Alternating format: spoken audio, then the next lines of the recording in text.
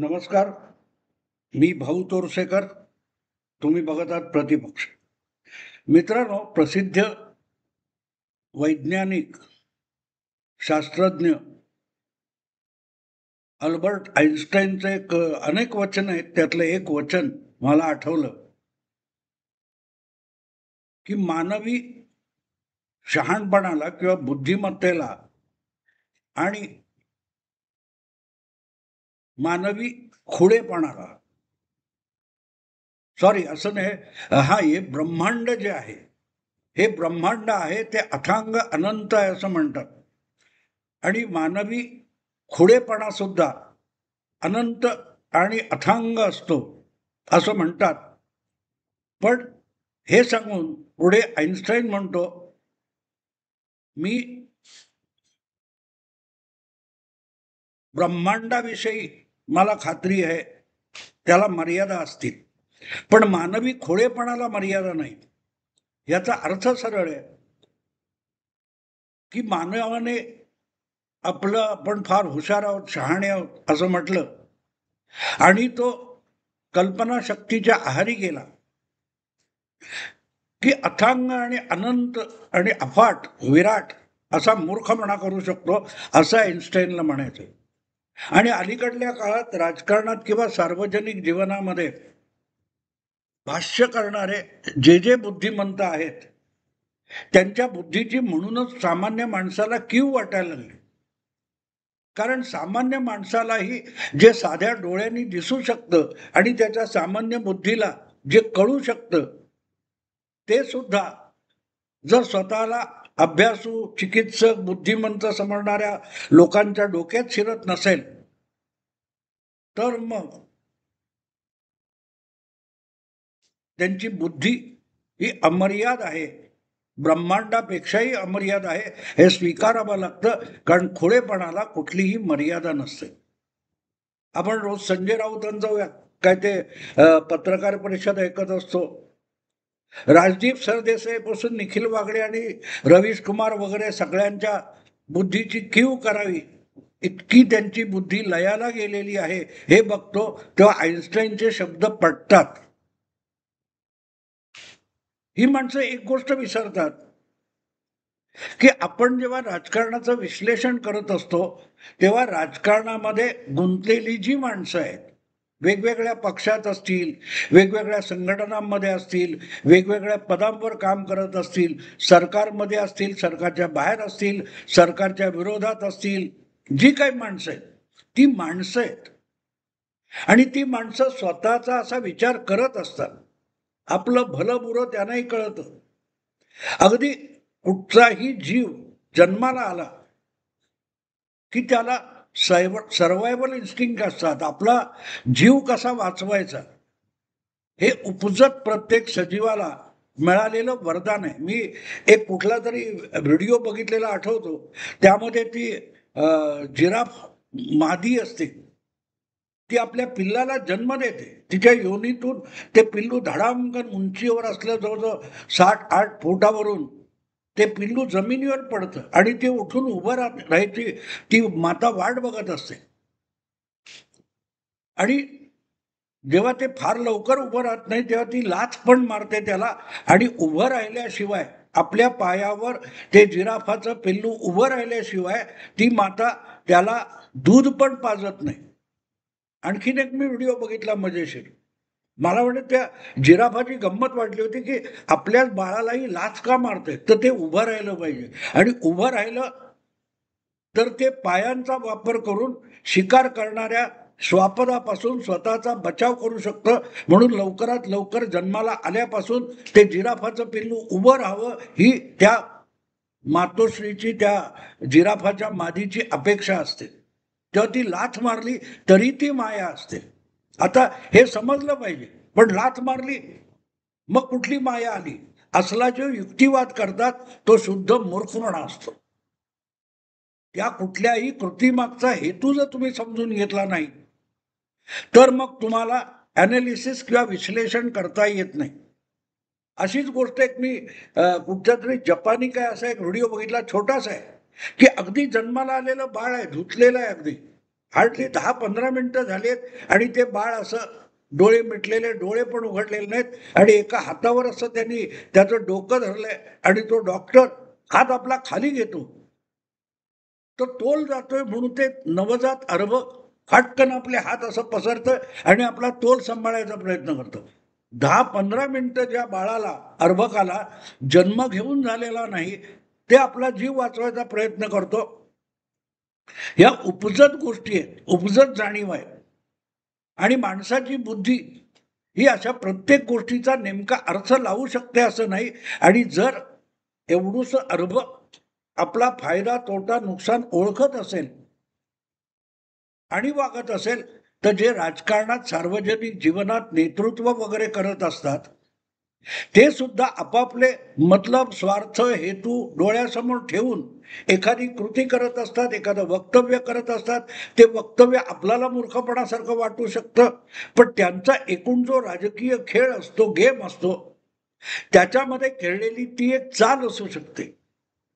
समोरच्याने कसं प्रतिक्रिया द्यावी यासाठी आखलेला तो सापळा पण असतो. आणि म्हणून विश्लेषण आणि अन्वेषण करायला बसलेले, अनालिसिस करायला बसलेले आपण, जे कोणी माझ्यासारखे असतील, इतर कोणी असतील, त्यांनी एक गोष्ट लक्षात ठेवायची की समोरचा माणूस हा नेता आहे, एक पक्ष चालवतो, एका पक्षात काम करतो, एका पदावर काम करतो. तर त्याच्या प्रत्येक कृतीला आणि त्याच्या प्रत्येक वक्तव्याला त्याच्या डोक्यात काहीतरी हेतू असतो. कदाचित परिणाम वाईट होतील, कदाचित त्याचा दुष्परिणाम पण होईल, पण तो त्याचा हेतू नसतो. त्याला आपला मतलब, आपला स्वार्थ दिसत असतो आणि म्हणून तो तसा चालतो. तो तुमच्या डोक्याने चालणार नाही किंवा तुमच्या सिद्धांतानुसार चालणार नाही. ज्या वेळेला त्या नेत्याला, त्या व्यक्तीला तुमचा सिद्धांत पटत असेल आणि तो लाभदायक वाटत असेल, तेव्हाच तो त्या तुमच्या सिद्धांत किंवा तुमच्या आग्रहाच्या दिशेने जातो. अन्यथा तुमच्याकडे पाठ फिरवून तो आपल्याला हवं ते करतो. आणि ही बाब लक्षात घेतली तर मग आपल्याला विश्लेषण चांगलं करता येतं, योग्य करता येतं, खरं ठरणारं विश्लेषण करता येतं. आपल्याला एखादा सिद्धांत आवडलाय म्हणून त्या सिद्धांतामध्ये प्रत्येक राजकीय घटना घुसडण्याचा प्रयत्न करायचा नाही.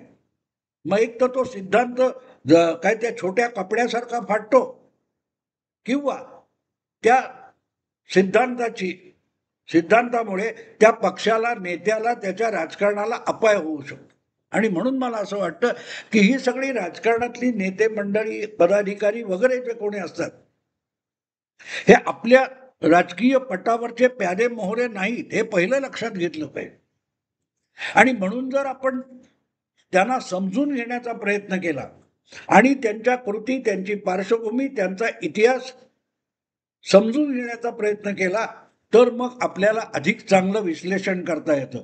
सध्या मी बघतोय तर एक नवीन चर्चा मला ऐकायला मिळाली की राज ठाकरे आणि उद्धव ठाकरे यांनी एकत्र आलं पाहिजे. हे दोघे एकत्र आले तर एक चांगली शक्ती निर्माण होईल. हा सिद्धांत झाला मित्र, हा सिद्धांत झाला. राजकारणामध्ये विविध पक्ष एकत्र येतात. तुम्हाला आठवतं सुप्रियाताई काय म्हणाल्या होत्या, अकेला देवेंद्र क्या करेगा. याचं कारण असं की त्यांचे 54, शरद पवारांचे 56 आणि काँग्रेसचे काय असतील 44 अशा आमदारांचं प्रचंड बहुमत घेऊन एक महाविकास आघाडी बनली होती. सगळेच्या सगळे पक्ष एका बाजूला आणि एकटा भाजप एका बाजूला 105 आमदार घेऊन देवेंद्र फडणवीस आपलं राजकारण करत होते. आणि त्यामुळे त्यांना खिजवायला सुप्रियाताई म्हणाल्या होता, अकेला देवेंद्र क्या करेगा. पण अकेला देवेंद्र म्हणताना देवेंद्रांनी आपल्या 105 आमदारातला एकही आमदार निराश होऊन, हताश होऊन फुटू दिला नव्हता. पण सत्ता उपभोगणाऱ्या 3 पक्षापैकी 2 पक्षामध्ये जी प्रचंड नाराजी होती, अंतर्गत वेदनाव होता, मतभेद होते, त्याचा फायदा उठवत त्याच अकेला देवेंद्रने महाविकास आघाडीतल्या 3 पैकी 2 पक्षामध्ये उभी फूट पडली. आणि म्हणून काय आहे ते बघावं लागतं. नुसत्या बेरजा करून चालत नाही. आमदारांच्या बेरजा होतात, पण त्यामुळे जनमानस तुमच्या बरोबर असतं असं नाही, लोकमत तुमच्या पाठीशी असतं असं नाही. आणि म्हणून राज ठाकरे आणि उद्धव ठाकरे यांची जनमानसातली प्रतिमा असेल किंवा जनमानसामध्ये त्यांच्याविषयी आकर्षण असेल, त्याची बेरीज होते असं नाही. अनेकदा अशी बेरीज दिसायला 2+2 4 अशी दिसत असते, पण ती 3 पण होऊ शकते, कधी कधी 5 पण होऊ शकते. आणि म्हणून नुसती बेरीज करून चालत नाही. राज ठाकरे यांना मानणारा जो वर्ग आहे त्यामध्ये बराचसा वर्ग असा असतो की जो उद्धव ठाकरेंना अजिबात नापसंत करत असतो आणि उद्धव ठाकरेंच्या सोबत असलेल्या अनुयायांमध्ये अनेक जण राज ठाकरेंना संपूर्णपणे नापसंत करत असतात.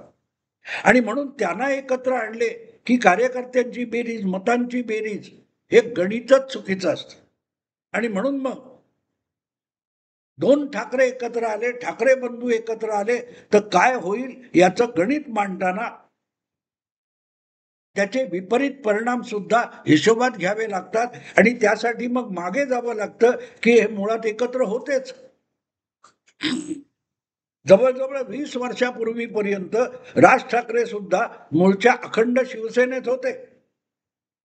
एकनाथ शिंदे सारखा नेता तेव्हा क्षितिजावर उगवलेला सुद्धा नव्हता. ठाण्यातला एक शिवसेनेचा आमदार किंवा काय म्हणाल एवढ्यापुरतं मर्यादित होतं, जिल्हा प्रमुख वगैरे म्हणाल ते. पण एकनाथ शिंदे हा महाराष्ट्राच्या राजकारणातला एक स्पर्धक नेता आहे असं सुद्धा नव्हतं. त्यावेळेला राज ठाकरे आणि उद्धव ठाकरे हे खूप मोठे नेते होते. आणि या दोघांनी एकत्र मिळून चालवलेली जी शिवसेना होती तिची ताकद किती होती ती आधी हिशोबात घ्यायची. मग हे 2 बंधू एकत्र आल्यावर काय याचं गणित समीकरण वगैरे मांडता येईल. हे 2 ठाकरे बंधू एकत्र होते, अखंड शिवसेना होती आणि ते सुद्धा भाजप बरोबर युतीमध्ये राजकारण करत होते. अशा राजकारणामध्ये शिवसेनेची मतं किती होती? शिवसेनेची मतं किती होती? आज आपण दिल्लीचे काल परवा झालेली विधानसभा बघितली, त्यामध्ये भले भाजपला 46-47% मतं मिळाली असतील, पण आम आदमी पार्टीला सत्ता गमावताना सुद्धा जवळजवळ 43% मतं आहेत. 4-5% फरक आहे दोघांमध्ये.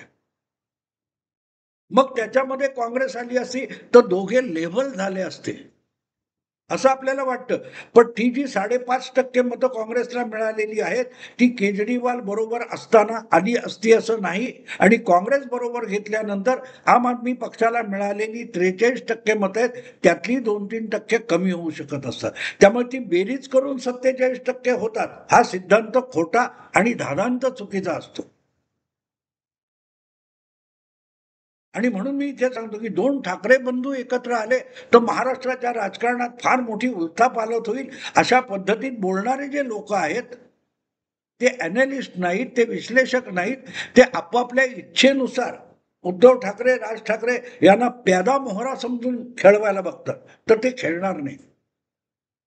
मी सुद्धा टीका करत असतो पवारांवर, सगळ्यांच्या चुका दाखवत असतो, पण माझी भूमिका टीका करण्याची वेगळी आहे.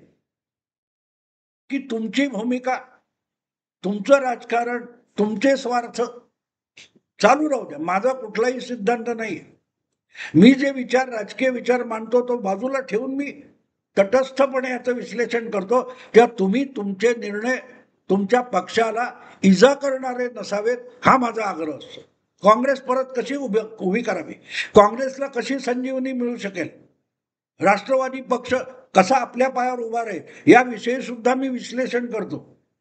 मी जर त्यांचा विरोधक असेल तर त्यांचं नुकसान कसं होईल त्याविषयी मी आग्रह धरीन. पण मी तसं करत नाही. याचं कारण एका पक्षामध्ये, एका संघटनेमध्ये हजारो कार्यकर्ते काम करत असतात आणि ते एका भूमिकेने प्रेरित झालेले असतात. त्यांच्या भूमिकेचा पराभव ही त्यांच्या पदरी येणारी निराशा असते आणि कार्यकर्ता निराश होणं कुठल्याही पक्षाचा मला आवडत नाही. मी मोठ्या प्रमाणावर भाजपचा समर्थक आहे, याचा अर्थ मी उरलेल्या पक्षांचा विरोधक बिलकुल नाही. ज्या पद्धतीचे चुकीचे शिवसेनेला इजा करणारे निर्णय उद्धव ठाकरे घेत होते, त्यामुळे शिवसेनेचं नुकसान होईल हे मी टाहो फोडून सांगत होतो, आणि झालं नुकसान. त्या चुका उद्धव ठाकरेंनी केल्या नसत्या, त्यांनी परत भाजपसोबत जावं हा माझा अजिबात आग्रह नव्हता. पण लक्षात ठेवा, जर उद्धव ठाकरेंनी भाजप शब्द पाळत नाही म्हणून भाजपला पाठिंबा नाकारणं मी समजू शकत होतो, पण मतदाराला नको असलेल्या काँग्रेस आणि राष्ट्रवादी बरोबर जाणं ही भयंकर मोठी घोडचूक होती, आणि त्याची किंमत आज उद्धव ठाकरेंना मोजावी लागते. उद्धव ठाकरेंनी भाजप बरोबर युती केली, जागा मिळवल्या, पण त्यांना मतदाराने कौल दिला होता, तो मतदार म्हणजे भाजप नव्हता. आणि म्हणून आज मी जेव्हा दोन ठाकरे बंधू एकत्र येतील यावर बोलतोय, तेव्हा एक गोष्ट लक्षात घ्या की राज ठाकरे आणि उद्धव ठाकरे एकत्रित शिवसेनेत होते, आणि एकनाथ शिंदे सुद्धा शिवसेनेत होते. शिवसेना अखंड होती. तेव्हा सुद्धा शिवसेनेची ताकद निवडणुकांमध्ये 20-22% पलीकडे कधी गेली नाही, आणि 20-22% बळावर महाराष्ट्रामध्ये सत्ता बनवता येत नाही, बहुमत मिळवता येत नाही, ही वस्तुस्थिती आहे. भाजप गेली 3 निवडणुका चांगल्या मताने जिंकून येतोय, तरी भाजपची मजल आज सुद्धा महाराष्ट्रामध्ये 30% पुढे गेलेली नाही. त्यामुळे 30% 15-20% कोणाची तरी भर घालून घ्यावी लागते. कधी एकनाथ शिंदे असतील, कधी अजितदादा असतील, तेव्हा 50% पोहोचण्याचे आटापिटा भाजपला करता येतो. उद्धव ठाकरे आणि राज ठाकरे हे दोघे एकत्र आले तर दोघे मिळून 20% जो पल्ला आहे तो तरी पार करू शकणार नाहीत का बघा. गेल्या विधानसभा निवडणुकीत अर्थात मनसे आज मरगळलेली आहे, अगदी 1.5% मतं आहेत. त्याच्यामध्ये उद्धव ठाकरे यांची 9-9.5% मतं घेतली, 11-12% जातात. 11-12%. आणि म्हणून दोन ठाकरेंनी एकत्र यावं, दोन ठाकरेंनी एकत्र यावं म्हणून जे कोणी बोलतायत, एक काय तो राज ठाकरेंनी देवेंद्र फडणवीसांचं कौतुक करणं किंवा भाजपच्या जवळ जाणं यापेक्षा त्यांनी उद्धव ठाकरेंबरोबर यावं असं म्हणणं, हे सगळं ठीक आहे. हे असंच प्रकाश आंबेडकरांवर मीडियामधून सौकाळ पुरोगामी विश्लेषकांकडून दडपण आणलं गेलं. काय झालं वंचित बहुजन आघाडीचं? लोकसभा विधानसभा निवडणुका संपल्या, वंचित आघाडीचा बोऱ्या वाजला नेहमीप्रमाणे. आता पुढच्या मोठ्या निवडणुका येईपर्यंत माध्यमामध्ये कुठेही प्रकाश आंबेडकर आणि वंचित बहुजन आघाडी यांचा संदर्भ सुद्धा येणार नाही, संदर्भ सुद्धा येणार नाही. पण जे काय माध्यमांनी झुलवलं होतं प्रकाश आंबेडकरांना, त्याचा परिणाम त्यांना भोगावा लागला. ते गेले पवारांना भेटायला, ते गेले उद्धव ठाकरेंबरोबर युती करायला, मग गेले आघाडीत जायला. काय झालं पुढे? प्रत्येक पक्षाच्या आपल्या भूमिका असतात, आणि त्यामुळे हे जे राजकीय आखाड्याच्या बाहेर बसून क्रिकेटची मॅच जशी स्टेडियममध्ये बसून किंवा आपल्या घरी टीव्हीच्या स्क्रीनवर बघावी आणि प्रत्यक्ष खेळणाऱ्यांना शहाणपण शिकवावं, त्यापेक्षा अशा पद्धतीचं राजकीय विश्लेषण वेगळं नसतं. तो आईन्स्टाईनच्या भाषेतला अमर्याद असा खोडेपणा असतो. आपल्या बुद्धीचं फार मोठं कौतुक असलेले अतिशहाणे लोक असं सुचवत असतात, आणि त्यांच्या नादाला लागलेले लोक तोंडघशी पडत असतात. राहुल गांधी, उद्धव ठाकरे हे त्याचं मोठं उदाहरण आहे, मोठं उदाहरण आहे. स्वतःला पुरोगामी समजणाऱ्या विश्लेषक पत्रकारांनी उद्धव ठाकरे यांची तडी गेली 5 वर्ष उचलून घेतलेली आहे, पण त्यांच्याच हरभऱ्याच्या झाडावर चढवण्यातून उद्धव ठाकरे आणि शिवसेना यांचा कपाळ मोक्ष झालाय हे पण विसरता कामा नये. कारण हे लोक किती खरं बोलतायत, किती खोटं बोलतायत हे नेत्यांनी विचार करायचा असतो. म्हणून एक सगळ्यात मोठं उदाहरण सांगेन, खुद्द बाळासाहेब ठाकरे, उद्धव ठाकरेंचे जन्मदाते, त्यांनी आयुष्यभर मीडियातल्या लोकांना झिडकारलं आणि ते मोठे झाले. पण त्यांच्या दुर्दैवाने त्यांचा सुपुत्र उद्धव ठाकरे आणि नातू आदित्य ठाकरे मात्र मीडियाच्या मदतीने मीडियांच्या कोबड्या घेऊन आपला पक्ष मजबूत करायला बघतायत. दुसरं, नरेंद्र मोदी गेली 24 वर्ष 2 तप सगळा सेक्युलर मीडिया मोदींना संपवायला जातोय. पण हा गुजरातमध्ये मुख्यमंत्री झालेला माणूस आज जागतिक कीर्तीचा नेता झाला. याचं सगळ्यात मोठं श्रेय असेल तर ते त्यांच्या विरोधात डंका पिटणाऱ्या मीडियाला देत आहे. तेव्हा मीडियातल्या अर्धवट अकलेच्या विचारवंतांच्या आहारी जाणं राजकारण्यांनी थांबवलं तर त्यांना उज्ज्वल भवितव्य असेल. कारण सरळ आहे मित्रांनो, खुळेपणाला मर्यादा नसतं. असो, मी आता इथेच थांबतो. आवडलं लाईक करा, शेअर करा आणि प्रतिपक्षाला सबस्क्राईब करा. नमस्कार.